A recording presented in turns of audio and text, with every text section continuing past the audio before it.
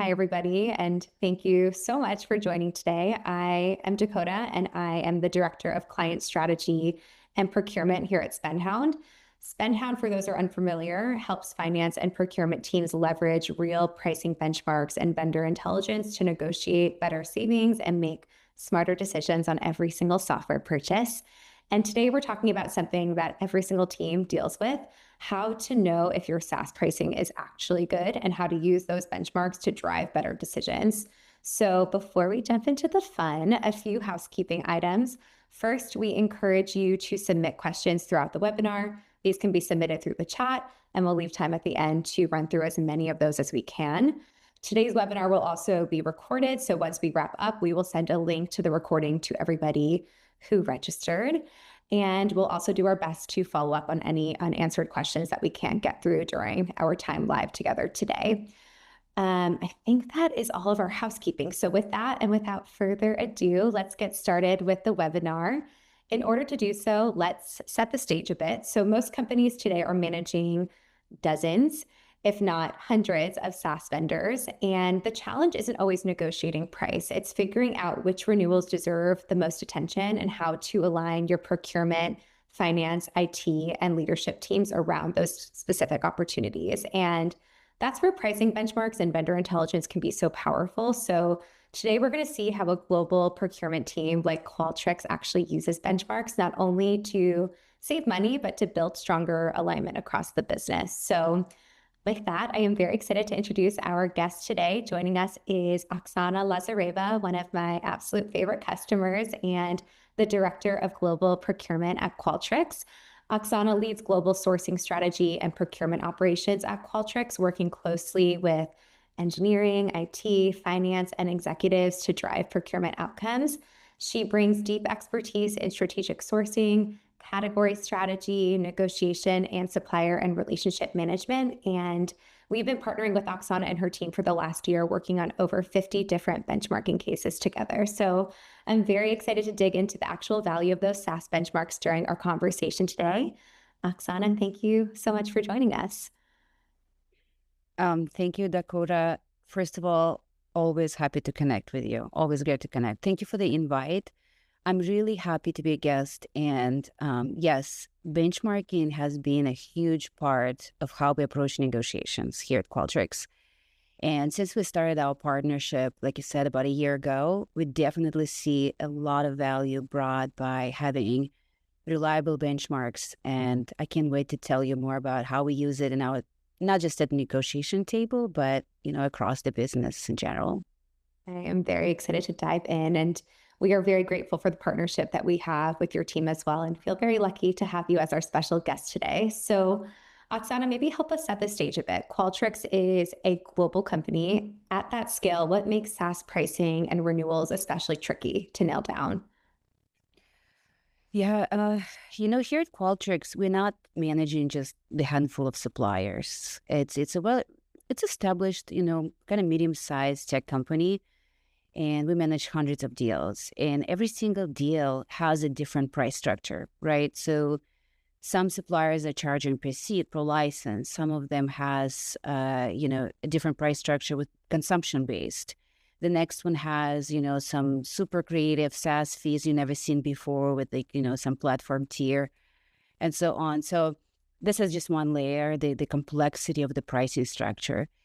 And the other thing is, they don't wait for you politely in line.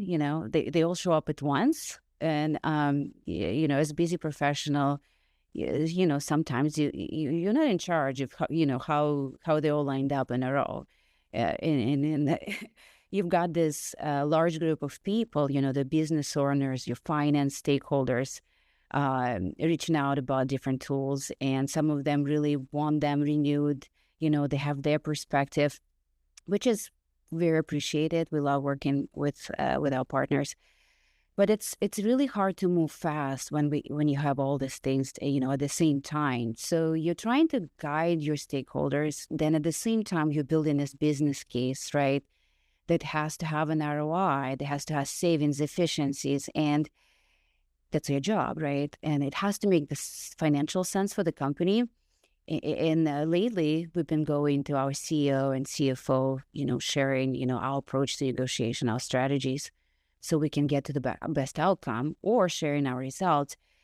So you got all these layers, of stakeholder groups, complexity of the pricing structures, the timelines, and you're trying to work on a case that you can stand behind, right? And the key thing here is that your suppliers, your vendors, they know this. They know you're busy. They know you're juggling multiple priorities. And they're kind of counting on the fact that you don't have time to figure it out. And that you don't have time to figure out whether it is competitive or not. And of course, they're going to tell you stuff like, you're getting the best deal. This is the best discount you've ever gotten in your life. I try to go to deal desk for you, and, this is the best, I promise. I'm sure you heard this before, right? But unfortunately, without real and current market, pricing data, benchmarks that you can check against, you're kind of taking their word for it. And when you are doing this across hundreds of software deals on a short timeline, you can definitely miss out on some really, really decent opportunities for those savings and efficiencies that you're supposed to bring as a procurement expert. So that's why benchmarking is so important to us. It's the core of what we do. It's the core of, our negotiation strategy, our category strategy. You can cut through all this uncertainty, allow to see things quickly, right? Whether you're paying market rate or, you need to go get a better deal. So benchmarks are really, really great.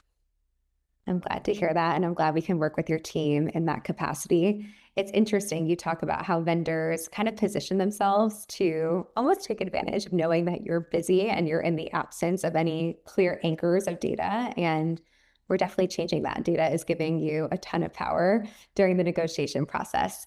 I am curious, when you look at an upcoming renewal, what's usually your biggest hurdle? Is it lack of data? Is it too much data? Is it getting everybody internally aligned, or maybe something else?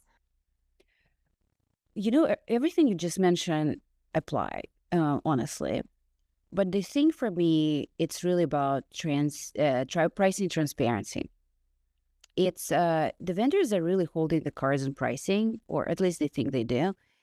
And like I already mentioned, they say, so you're getting an above average discount. You're getting a very good deal. And it might sound very reasonable. And it's a sales team, right? They know what to tell you. They have the best stuff to tell you. And it sounds very convincing.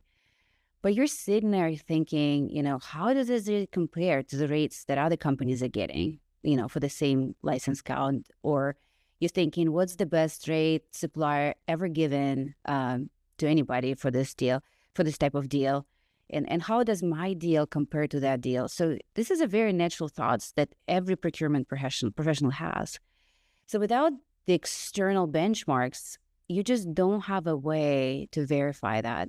And internally, that creates its own hurdle because you go to your business stakeholder or finance and you say stuff like, oh, I think I can do better on this deal, but I'm not sure. I've done this deal maybe 4 years ago for another company, because we negotiated. And we might have negotiated with this company in the past, but times change, right? And you're not always sure it's the best deal today. And sometimes you don't remember the full deal. Maybe you don't remember, how many licenses were there, what exactly the price structure. Plus, market changes.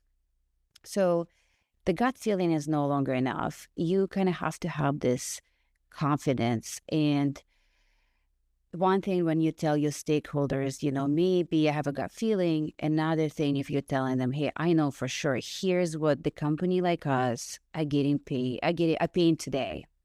So this is data. So you're now moving from just having an opinion to really concrete data sample, right? And then you talk about targets and you estimate your savings better and you know exactly where the opportunity is and you go after it. So to sum up, the biggest hurdle is that gap between, what you should be paying and what the offer is. And not having real market pricing to anchor your negotiation on, that's not a good thing to be. And benchmarks really help solve the problems that you might not know you have. It positions you better for negotiations. It helps you with relationships. And that's a whole another area, which I'm sure you probably will ask me about later. You got to have that solid foundation, basically. Yeah. Yeah. Especially with how quickly the market is moving, to your point. We hear from our customers all the time, and I love hearing this, that providing pricing transparency really gives you control over priorities and ultimately business outcomes. So let's dig deeper into the benchmarks piece. A lot of teams think about benchmarks as a way to get a discount, but in reality, they can really change and influence the entire negotiation. So from your perspective, how does having benchmarks change the way that you negotiate? I have to say benchmarks is way bigger just getting a discount. You're right. They change the whole foundation of the conversation. So instead of debating whether a discount is good, I can see exactly where our quoted rate sits relative to the best-in-class ranges at comparable volume. So if I'm quoted above that range, I know there's room for negotiation. And more importantly, I can quantify that gap. Okay, we're 10%, higher than the fair market range. So now I have a target. I can, have a decent conversation with a supplier and have some data behind my targets. And that's called developing your strategy better. But it goes beyond pricing. Benchmarks tell me what renewal caps I should be getting, because, supplier can give you, 8, 10, 15%, but we know that the acceptable range is anywhere from 3 to 5. Well, however, there's a couple of them out there that actually their standard is 10, and they're difficult to negotiate with. I'm sure you know who they are. But the benchmarks will tell you that too. They'll tell you, okay, this specific supplier does not do caps, and we only have that many clients. Only one of them got a cap, and it's 10%. So it's very, very valuable data.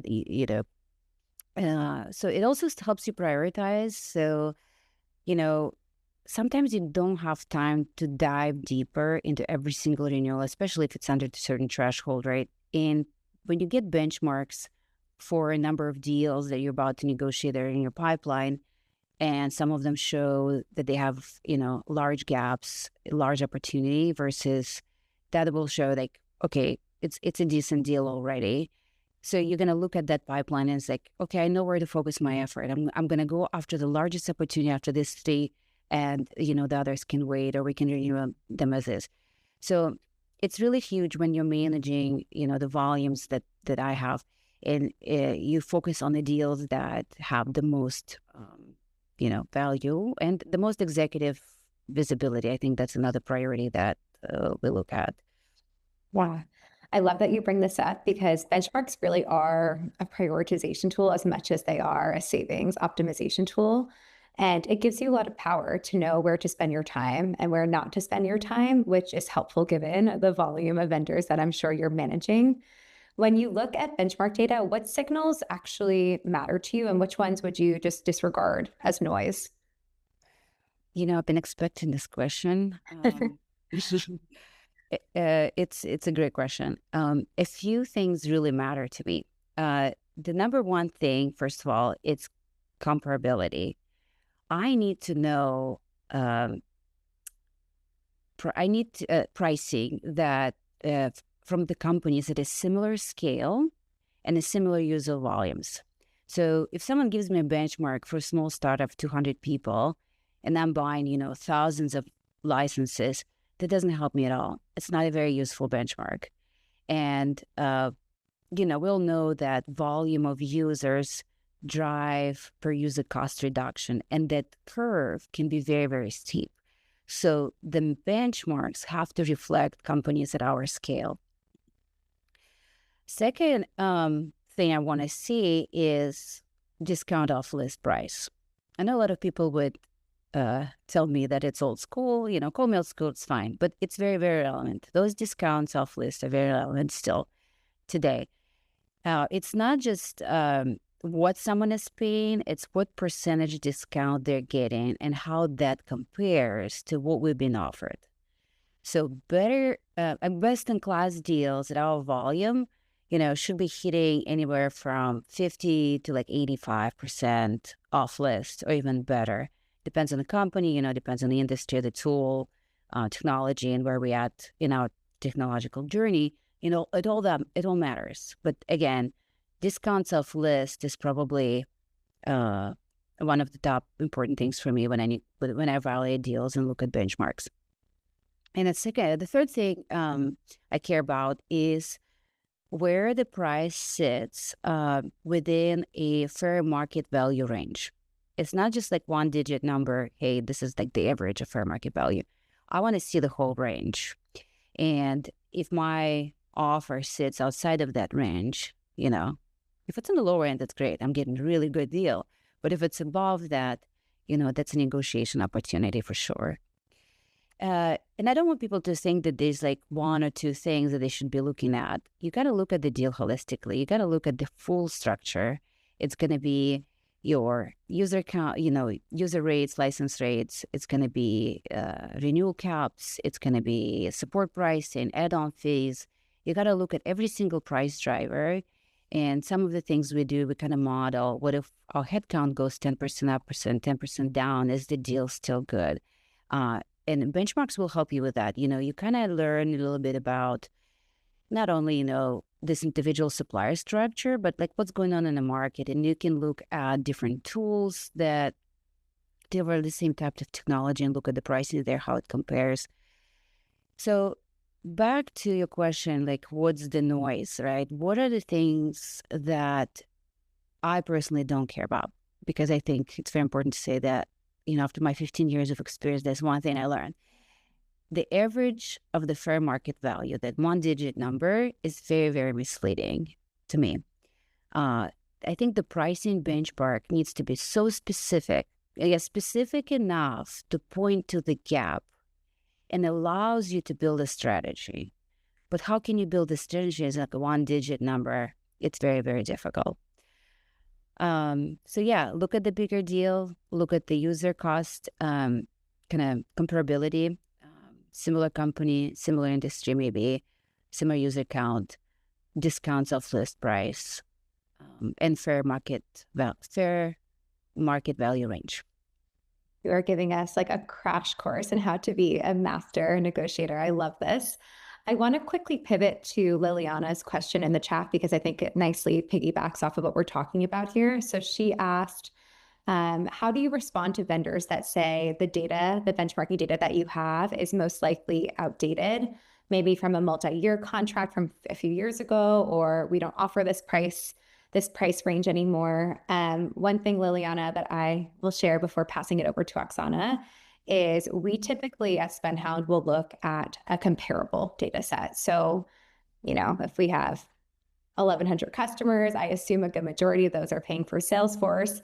When we're doing a benchmarking assignment for another customer who has a Salesforce renewal, we'll look at the specific SKUs that they are paying for, and we'll also only look for agreements within the last year so that we're not actually pulling in super historical prices or perhaps older SKUs or older contract agreements that Salesforce is not offering anymore. So on the SpendHound side, before we would send this to Oksana and her team, we are specifically only pulling from what we perceive to be like comparable and current agreements.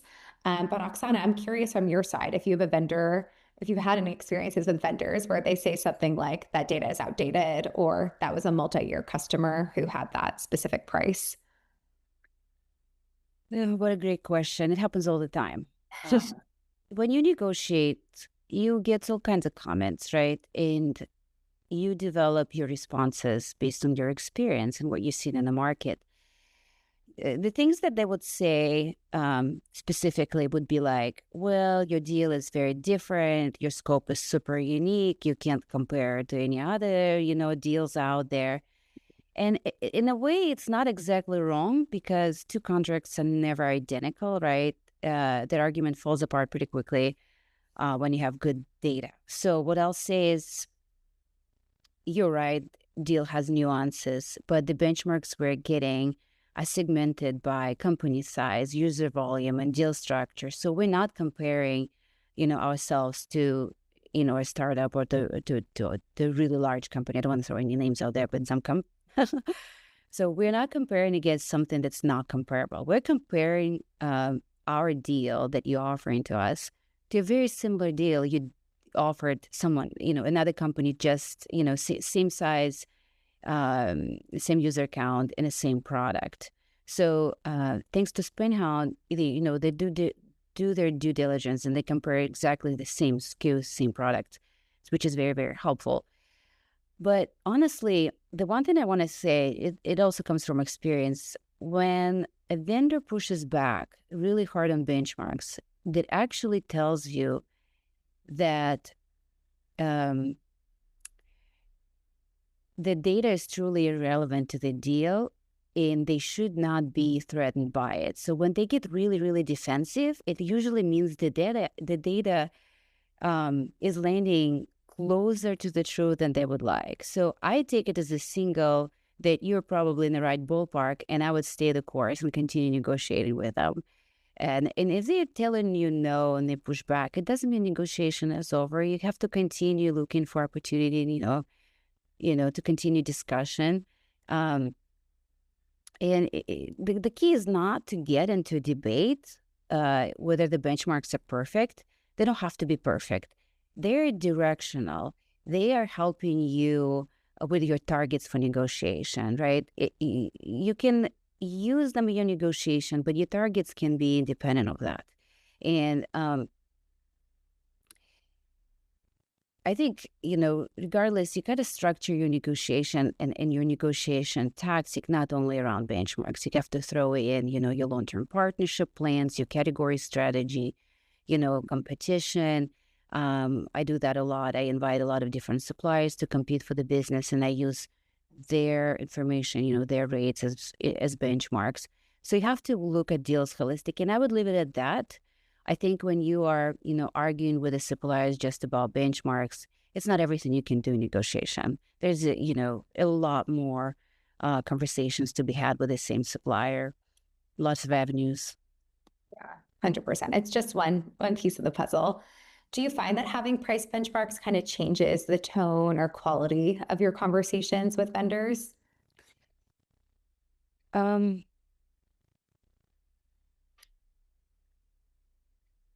Yes, I think it completely changed the tone. It's kind of night and day. When a vendor knows you have the market pricing data, the whole energy shifts, right? Let's look at two scenarios. Scenario one is you don't have benchmarks. You get this classic vendor playbook. They anchor really high. They offer you a little bit of a discount and tell you, hey, it's a great deal. And maybe it is. You just don't know. You just don't know if it's a deal or not. You're going to be wondering about that.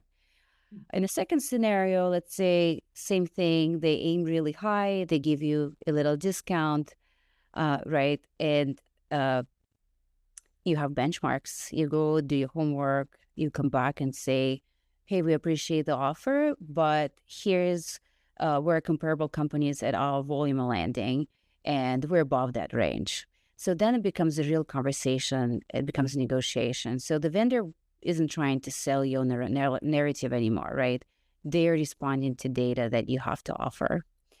And honestly, vendors respect it. I would rather work with a procurement team. I'm sorry, they would rather work with a procurement team that's done their homework, that know what they're doing, that it becomes efficient for both sides because you have a very productive discussion. And most importantly, at the end of the day, you walk away with a better deal. And who doesn't love a good deal, right? We get jobs as well. We love when we hear that your team got a better price as a result of leveraging benchmarking. Let's shift the focus here a little bit, because benchmarks don't just shape the vendor negotiations, they also influence your internal conversations. So I'd love to understand how having benchmarks drives better internal alignment, internal discussions between Qualtrics, finance, procurement, IT, and business leaders. Uh, this is probably my favorite part. We should have a second webinar just on this topic. Okay. Honestly, uh, I think benchmarks, in my experience, completely change the internal conversation. And I won't go too far when I say that benchmarks can make you very successful. In our line of work, kind of to win in our line of work and procurement, you got to make allies, you got to make partners, and you got to get that internal buy-in. It's very important for what we do. And you never work alone, and you never win alone, right? You always have stakeholder, partner, executive, finance, FP&A. And what benchmarks help do is create that. It's like a shared internal language. So when I bring my recommendation to a stakeholder, business leader, I'm not just saying, I think we're overpaying. I think, sometimes in the past I did this deal and maybe overpay, maybe we're getting a good deal. I don't know. You use data for your assumptions, for your business case that's solid, that has, again, that foundation I was telling you about. It's saying, here's where we sit relative to the market. That's a completely different vibe. And that changes the dynamics completely. And it's now, again, from opinion to evidence, it's the pricing, the pricing benchmarks that you have tell a story. Business is more likely to support you. FP&A is more likely to prove your savings because they can see real benchmarks. They can see real, prices that other companies are getting in comparison to the deal that you potentially will negotiate. So it's productive discussions early on with your stakeholder, with your finance, and it brings real results. And when your business owner and when your finance, when you have their buy-in and they're aligned, on your savings targets, on, whether or not you got a good deal, it becomes a shared success. And that's our line of work is really about that. We enable our business owners. We help finance also meet their targets. We work with them, and we have to work well. And, and sometimes it happens, where you get a benchmark, and that benchmark is what your deal is. Like, there's no targets now, right? It's like, oh my God, we're already getting a good deal. But it also helps because you go to the business owner and you're like, okay, our contracts is actually pretty competitive. Then they look at you as like, okay, that's great, Oksana. You got us a really good deal last year. We're so happy to see that. But you're really good at what you do. So what I'm trying to get to is it builds trust, it builds relationship, it makes you successful. It allows for the shared success. And you're not looked at this bad guy that just cuts everything, has this unusable targets. Nobody wants to be that. You become a reasonable ally, and balance is very, very good. You kind of be that balanced procurement professional that gets results, and benchmarks, I think, will definitely help you there. Yeah, I'm glad to hear that the benchmarks are not only external leverage, but it provides internal leverage as well. And from what I'm hearing you say, data it gives you a leg to stand on when you're internally justifying where you spend your time or whether or not you got a good outcome. I can imagine when you're managing SaaS procurement at the scale of the Qualtrics organization, you probably start to notice different patterns. So I'm curious what types of pricing variation you've noticed, maybe across different regions or different vendors or anything trending in the pricing market lately. Yeah, we live in a crazy world, Dakota.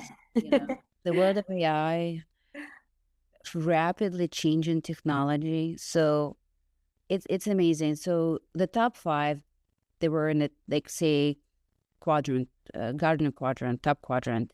Those top 5 guys, they were top last year, might no longer be the top 5 today. Yeah. And when you get access to benchmarks, you can kind of see those, industry players. They're not always offering the best price, because we have to be careful. Best deal, best price are 2 different things. And the best technology is also, it's a combination of all these 3 things that you're looking for. You kind of seen this dynamic shift, and then they all vary by area, by region, by vendor maturity. There's, top 5 startups, and then there's top 5 mature companies for this type of technology. And what I'm seeing, what I really want to say is you can have 2 very similar companies that are paying completely different rates for the same product. And it can be so many reasons. It could be they bought it at a different time. It could be some of them negotiated harder. Some of them had benchmarks, some of them don't.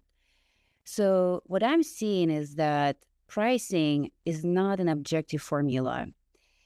It's set by the vendor, I guess. It's set, but it's what the vendor thinks they can get.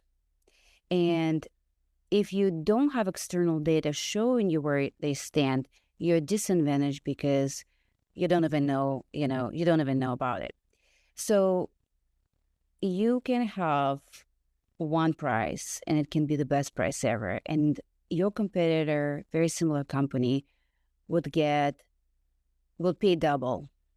And there can be thousands of reasons why.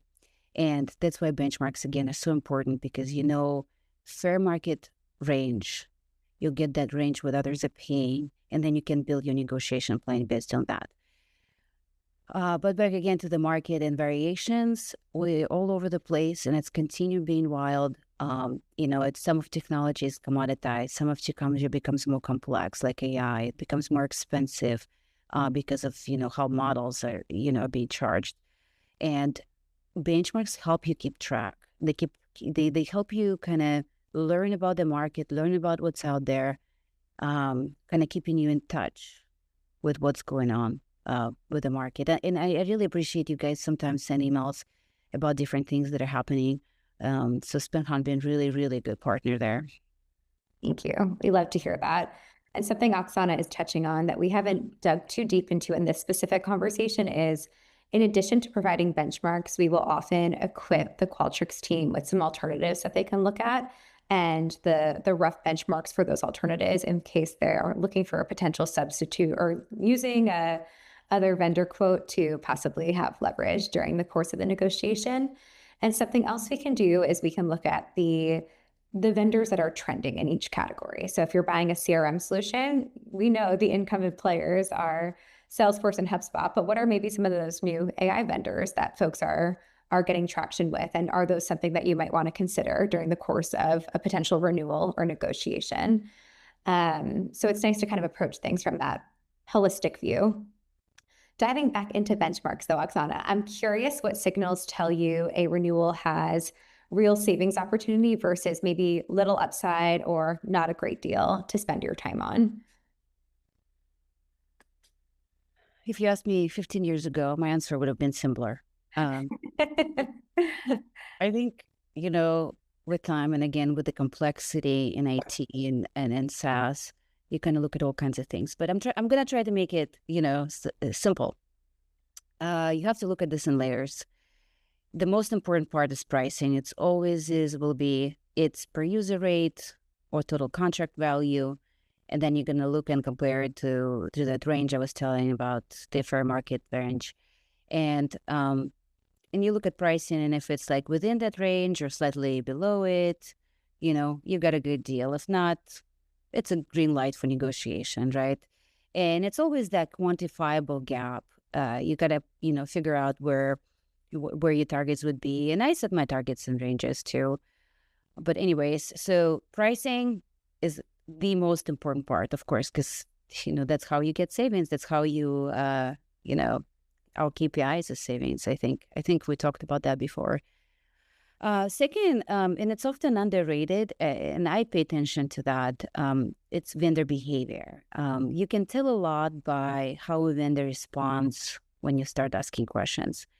If they're willing to sharpen their pencil, that's great. But if they get defensive or push back, that tells me, well, there's probably more room that they want to admit. Because I've never seen a supplier that gave you the best price and got defensive about it. They're usually like, okay, this is the best price you get. I mean, we're making margin, and then they just stick to that. They're not moving. the price doesn't change and you have 3 negotiations, the price didn't move, okay, you probably hit the wall there. So I think vendor behavior is very important. And with experience, with the time invested in your career, you kind of start learning more and more about suppliers and sales tactics. And one of the important things I like to do is meeting with my salespeople here at Qualtrics, and we share, successes and lessons learned. And you kind of learn, things from both sides of the table, which I find very helpful. And the third important thing is I have to highlight is the whole deal structure. You can't look at just pricing on its own. You have to look at everything holistically, and you have to really study what the deal is based on and what's driving the deal. So besides caps, there's also support tiers, right? You got to learn, what support is being offered, what it costs, what other customers are paying. So you can, again, benchmarks would be very, very relevant here. And you look at maybe those unit costs that they hit in a la carte rates, and they usually take place, if some event happens, like or consumable rates. Like sometimes for some technology, once you hit your threshold for, let's say it's got an AI, and then you hit certain threshold, then you have to pay consumable rate. You got to look into this, and you're going to sit down with your business owner and talk about what would that look like once. What the consumption would look like, what are they estimated to do with the tool, so you can base your forecasting, on something predictable, so you can predict in the future, what it's going to cost. And I also talk about different business use case, because sometimes business owners have one problem to solve, and 2 days later they have another problem to solve. You got to talk it out with them and see what, everything that they have planned for the tool and how the pricing will reflect that. And if there's something missing in the proposal or contract, you got to fill that gap. You got to figure out how you can control the price long term and make sure all those little things that are part of the big deal structure are accounted for. And timing and leverage, I think that's another thing we can talk about forever. Do you actually have time to negotiate? Like if you're managing hundreds of deals, is it 6 months out? Is it 9 months out? Or is it 30 days before the deal is up? Like you gotta plan for things like that. So if you really wanna get savings and it's a multi-million-dollar deal, start really early. I encourage everyone to do that, a year and 9 months in advance. Have your strategy, plan it, meet with suppliers, prepare them for what's to come. So you got to be, realistic if there's time to move the needle, or you ran out of time and you wasted your time. So that's important. Yeah. These are such great tips for everybody listening. I see Tony put a question in the chat that I think is related to what you're talking about.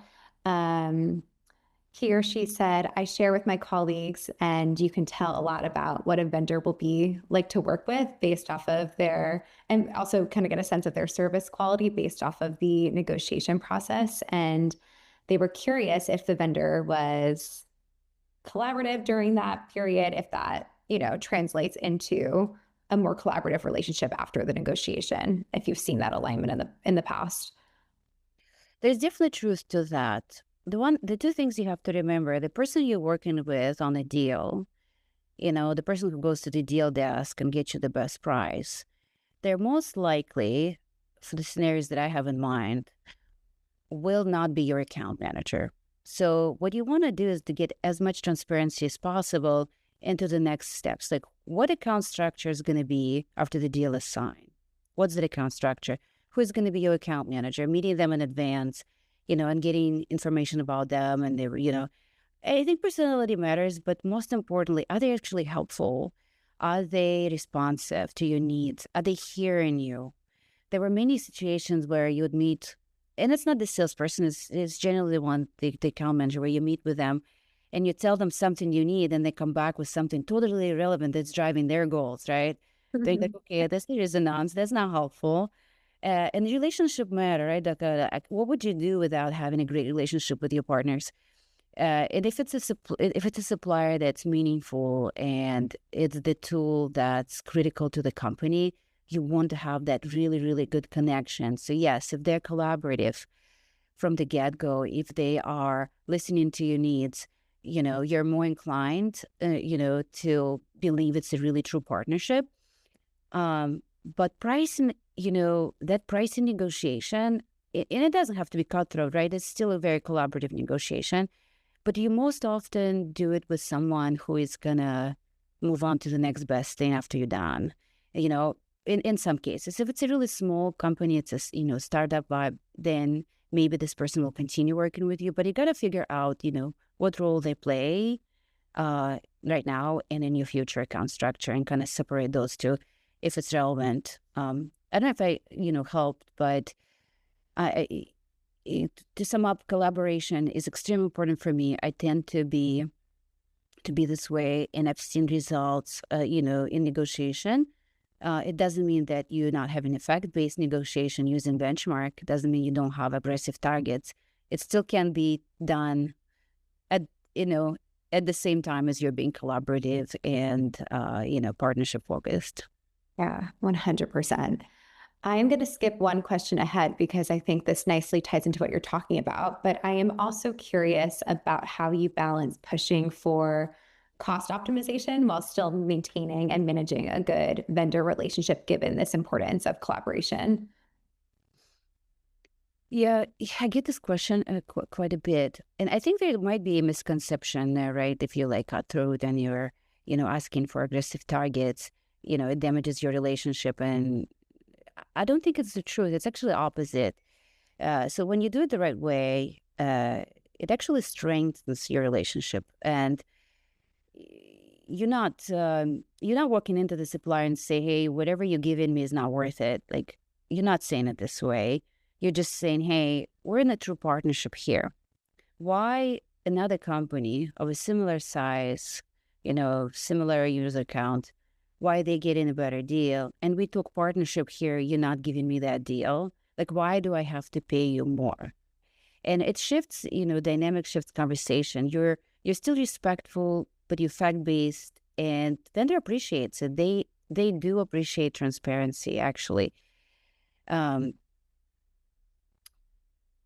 If they're offering you something ridiculous, like if, let's say, the support's supposed to be 10%, but they're offering you 15, and you're calling them out on that, I think it's fact-based, it's real. You're not making things up, and you're not cherry picking here, some number you don't like. You're actually using real benchmarks in your negotiation.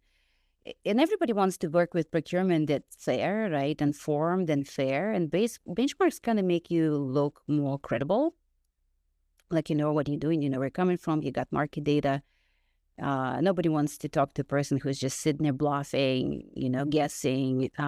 When both sides have real data, you can come to, I guess, your outcomes a lot faster, and you can have stronger relationships. And it's great to have relationships based on common goals for both parties. And I think, again, benchmarks and having that fact-based conversation help you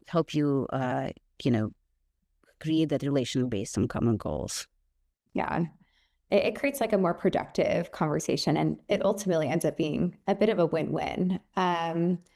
I'm going to skip ahead one more question before we open it up to questions from the group. I want to just tie everything we talked about today together. So for any CFOs or procurement directors that are listening in or perhaps catching up later, what is the one big shift they can make today in how they approach their SaaS vendor renewals? It's a very broad question, but I'll try to come up with some methodology here. And people who listen in, thanks for joining, by the way. I really appreciate it. And I know you probably know all of this stuff I'm telling you. However, you would agree with me that you got to start early, right? I think that's number one thing. The earlier you start, you planning your renewals, looking at your category strategy, the better it is. So 60 days, 30 days before renewal, we all know it's too late. Even if you have benchmarks, you might not get to the outcome you really, really want. So yeah, planning is the key. The second thing is prioritization. You don't need to dive in every single renewal. If you get benchmarks, you can kind of see those that have the largest opportunity, right? Like maybe those large deals or deals where you're like really sitting like really far away from the fair market value range. You're kind of going to prioritize that. And then those that, might not have a lot of, you know, juice to squeeze, right? You may be like right at the fair market value below. You maybe not focus on them as much. So you kind of want to go after the highest ROI, highest savings, because that's what your performance is based on, right? You are trying to get the company the best deal possible. And if I could leave everyone with one thought, it would be this. Vendors have had the pricing advantage for a very long time, right? Because they have way more data than you do. They hold the key. And what benchmarks do, they make it a level playing field. So once you have that visibility, like you'll wonder how I ever negotiate without this. Like I can't live without benchmarks right now. It's like my rule. If I don't have benchmarks, I don't negotiate. I have to fully understand the deal, how it compares to the market, how it compares, what other companies are paying, and so on. And you don't have to do it really at a high cost. There's a lot of options on the market, right? You can pay thousands of dollars, hundreds of thousands of dollars. It doesn't have to be that expensive, really. I get away with very little, and I recommend you do too. Thank you so much, Oksana. You are truly a delight to listen to. We have a bit of leftover time, so I'm going to start going through some of the questions that came through the chat, and we'll try to get through as many as we can. One thing we sort of touched on, but might be helpful to double tap into, is how you handle when a vendor pushes back on your benchmark data and says that their pricing is customized to your contract or to your deal. Yeah, I think we have earlier we had that question. It's very, very similar. Kind of, what do you say when suppliers push back? Yeah. They will always push back. They will always say your deal is super unique. You don't compare to anybody else. This is very, very different. But in reality, it is not. If you are, you just have to go back to them and say, this deal is, I have benchmarks for a similar company, similar industry, exactly the same product, same skill. And this is the benchmarks that I'm seeing. So you're just, again, using your data and conversation, you're being polite, you're being knowledgeable about the market, and you're going to get that respect for that. I'd say don't stop. Don't, it's their tactics, right, to get defensive, to argue with you about benchmarks. Stick to your ground, because you're right. It's a very valuable tool you have at your disposal. And if they get too defensive, then it's weird. It's definitely a red flag. It means that you're very close. You're right. It means you're right. Because if they're offering you the best deal, why would they get defensive? They'll be like, okay, I got your best deal. Let's close the deal. Yeah. Right? It's that's truth. Yeah. It's all these signals that you put together, the psychology of the vendor, as well as the data that you're leveraging to go into the negotiation, the internal conversations. It all kind of works together to give you as much clarity as you possibly can have in a negotiation. I'm also curious at what size you start spending time on benchmarking. Like we have, I imagine, a very, very long tail of vendors that we could theoretically provide benchmarking to Qualtrics for. Do you have a rule of thumb for which vendor renewals are deserving of the time? Yeah.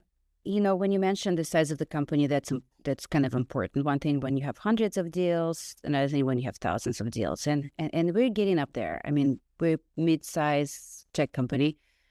And it also matters how big the procurement team is. So we have an operational procurement group. They take care of everything under 250. So recently, we've been having this rule that everything over 50K requires a benchmark.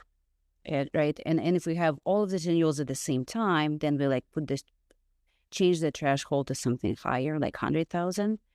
So on that level, I think over 50K, that 10 to 15% improvement would kind of move the needle. That would matter, right? Because it will be justifiable for the time spent on a renewal. because it's not only just getting a benchmark, it's also investing time in negotiation, kind of couple back and forth and so on. So I'd say, again, it depends on the company, but I recommend like that 50K threshold. We call it like, it's not strategic, but it is big enough where when it adds up, it becomes massive. Yeah, that's a good rule of thumb. One last question for you, and this kind of touches on Manisha's question in the Q&A. How do you track whether you actually captured the savings that you negotiated? How do we capture savings that we negotiate? Every company has, savings methodology, kind of pre-approved methodology by CFO. And our KPIs is based on, those savings how much savings you achieve against, the target that's set in the beginning of the year. Every company handles this differently, but in some way or another, every company has this methodology. So it's basically what you're using as a baseline for calculation of savings, whether it's a budget or first quote or benchmark, right? And then in our case, we use all three, depending on the type of savings, right? So that kind of system, we have a tool for that. We're actually super techy. We have a tool that allows us, and my coworker Meredith, she's our COE expert. She manages that. She helped implement it, and she built the flow where our savings flow through business owner, finance, for approval, and then it feeds into quarterly annual reporting. But outside of the general tracking, like in a system tracking, what I love to do is I present to executives, to my leadership and executives on a monthly basis, and we kind of track how much money we saved in this point of time, and how it compares to the annual target, and how much we have left, and what type of projects, got us the savings, and how, like, negotiation or strategic sourcing or early renewal.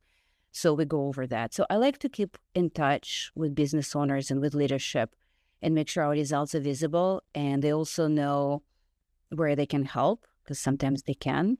For example, our CIO is super helpful. He can get on phone with the supplier if needed, just to help us achieve our targets. I think it depends again on the relationship, and it's different for every company, but I do recommend having this two-way conversation, with your business owners and with your leadership on your savings. And if you talk about benchmarks with them, I think that will help your credibility. It will help your, reputation as a, knowledgeable procurement professional who builds their negotiation on real facts and real data. I think it all adds up, Yeah. Is the tool something that you specifically built for Qualtrics, or is that a tool that we could recommend to the folks in the chat asking about it? Oh, yes. Okay, I'm going to do this. And I was not paid to do this. So the system that we purchased is called Level Path. It's an intake form, and it takes your project from, an intake that like a business owner creates to buy licenses, all the way to completed contract that can be managed and savings record. It's called Level Path. No, Level Path is the company, but the tool is called QBuy. Okay. It's also a startup, and they learn along from us. We design the workflows and everything. It sits and integrates perfectly with P2P tools like Coupa or NetSuite. So it's fully integrated and allows you to collect approvals for SOX compliance. It allows you to get approvals from IT. If you buy a license, so let's say for DocuSign, and IT wants to manage who gets what, you can, create a step for them in the process. I really love my tools. I think, of course, I'm going to think they're best in class because of how much time and energy we invest in them, and how great I think Qualtrics is about allowing us to do the exploration, to have this meaningful partnerships with, like, SpendHound, for example. We're very, very supported there, just to say. But thanks for asking. I love talking about our tools. Amazing. Well, I believe we're going to get cut off at the hour. So, Oksana, thank you so much for sharing your insights today. This has been incredibly valuable. You've given us so many awesome tips. And thank you to everybody who joined us and who asked questions. If you want to learn more about SpendHound and how we help finance and procurement teams access real SaaS pricing benchmarks, we'd love to continue the chat. So, we'll be sending out a recording of today's session shortly. And until then, thank you again, everybody, and have an amazing rest of your day. Take care, y'all.